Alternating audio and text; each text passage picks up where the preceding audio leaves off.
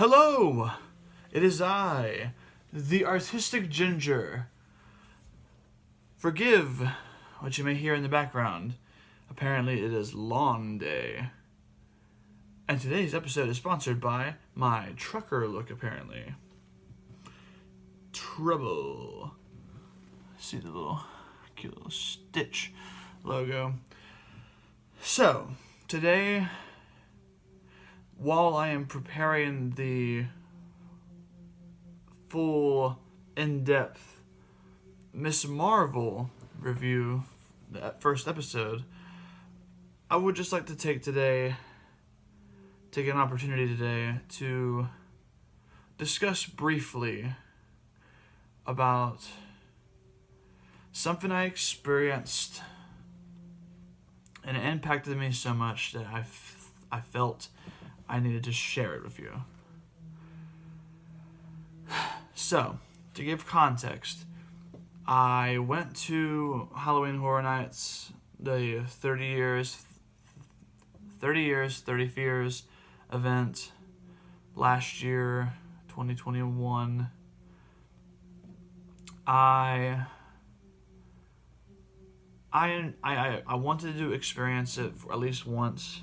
If you don't know, Universal Halloween Horror Nights is just an event during the Halloween season where, if you go on special nights, go to a haunted house, like a set of haunted houses, scare zones where you walk through and just, potentially get scared throughout the entire night.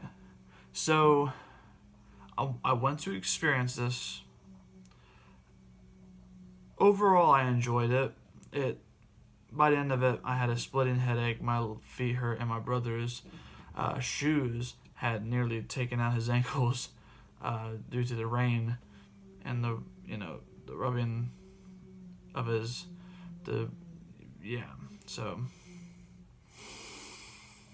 So after all that, time goes on. I've come to the point where I probably will never go back to Halloween Horror Nights, which is fine. It's not important to me. And I've already admitted to my wife before that I'd rather just make costumes and wear those instead of going to these haunted houses, haunted mazes, etc. Maybe perform in some. We never know. So, one of the houses was based on the Netflix show called Haunted of Hill House. And for the longest time, I wanted to have Netflix to try it out, but we couldn't afford it. But, time goes on, and my dad comes in clutch as a wedding gift / birthday present. I forget if this is his wedding gift to us or not, or Christmas. I don't know. Either way, as a gift to us, for the family, he bought us a year of Netflix. Thank you, Dad. So we do that. Don't really get right on it. We explore. We find the stuff that we want to add to our list. We start watching stuff like Arrow. Once I finish the first season, I'll probably talk about that eventually too. So just all these different things we're doing, and then finally, I see an opportunity to where I can watch it without my wife. She's occupied playing the Switch while she's feeling under the weather as much as I am. So I take the opportunity, and I finished this season, the 10 episodes of Haunted of Hill House, pretty quickly.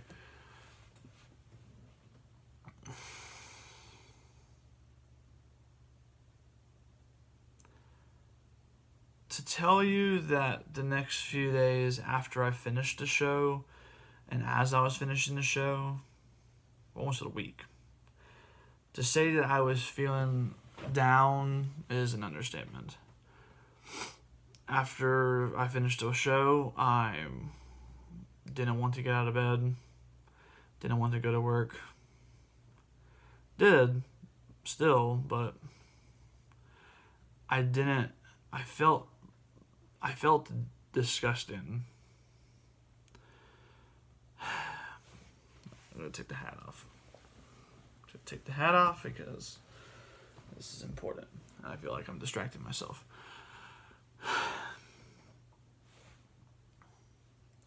The show itself, this is like the mini review for this, so just take that what you will. The show itself it contains a lot of troubling themes, and troubling imagery that doesn't even pertain to the supernatural events that happen in the show. So to briefly summarize, this family moves into a house. They are haunted, and eventually they lose their mother. Years pass, and all the children in the family are grown up, and the house is back to apparently try and take all the children that, the house was unable to take when they were kids. It's told as a back and forth thing, so that as things are revealed, the story in the present move forward. Oculus did it better. In the show, there are themes and elements of drug abuse, addiction, suicide, death, obviously, and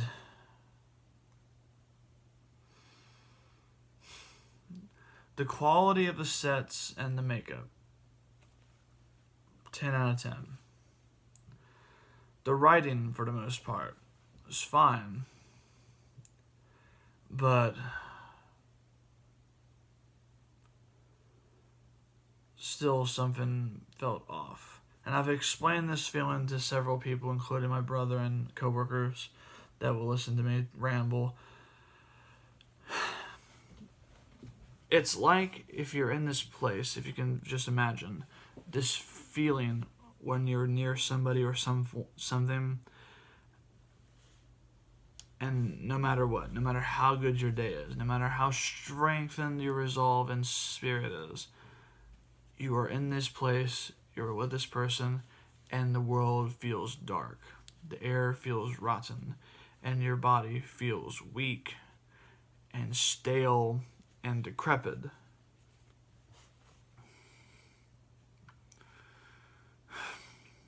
And my brother emphasized, because he knows how I operate as a person. My coworker, they seem to understand as well, because they said, yeah, it sounds like a lot of those shows and movies, they have like a thing attached to them, because it deals with such negative, powerful things that shouldn't be messed with. Like, you wouldn't poke a bear in the woods. You'd quietly get the heck out of Dodge so that you can not die. So, I guess the ultimate message and lesson I want to impart to you from this experience, to make it not be such a waste of my time and a waste of your time, hopefully to avoid, know your limits. As a Christian, I've been surrounded by people that will try to superimpose this all-encompassing idea onto certain people that are completely different from them. And that, I feel, is not correct. Because in Christianity, true Christianity, where you're in a relationship with God and you're walking in His light, reading the Bible, etc., with Him, living your life according to His example, it's a relationship and it's a walk. And anyone who knows how a real relationship works, that's successful, the relationship is unique only to you two. So it is the same with God. Nothing that works, or almost nothing, not everything, that works for this one person that walks with God, another person cannot. For example, some people do not have any issues with drugs. I am one of them. I don't think they're very helpful. I don't find them beneficial in the slightest. And I cannot be tricked into doing such. And, yeah, never appealed to me. Never tried. And some people, do. So they have to be very careful about where they put themselves in situations so that they don't fall into that trap again. So the same as with movies and materials that if you yourself have issues with certain topics in film, whether it be anything problematic, whether it be just violence you can't handle, profanity, or sexual misconduct in any severity or fashion, all these different things, if you know what you can or cannot watch as a person on your own volition, I implore you to be careful, because despite all the things that have happened in the past year, including the passing of my uncle, due to the situation surrounding that, I couldn't and shouldn't be watching certain things based on what happens in the show. So I ignored that, did it anyway, and I ended up being depressed for a amount of time. And people noticed. Some people thought I was being weird. Others who know me better knew that something was wrong. My wife told me politely that she told me so. So I told her that I really need to be more careful. And that's what I want to impart to you. Know your limits. Because there's no shame in you not being able to withstand certain materials in media. There is no shame in you being unable to handle profanity or violence. There's no shame in you being unable to watch movies with women dancing provocatively, even if it isn't inappropriate to the severe extent of nudity. There is no shame in knowing where you can or cannot go. It's knowing that you want to be a better person, you want to live a more fulfilled and happy life, and the best way to do that is to know where to go and where to not go. So I hope this particular video today finds the people that need it, because sometimes people will bully people for the weirdest things. They'll be like, "Oh, you can't watch that. What? Why? Are you insert insult here?" It's just not right, and I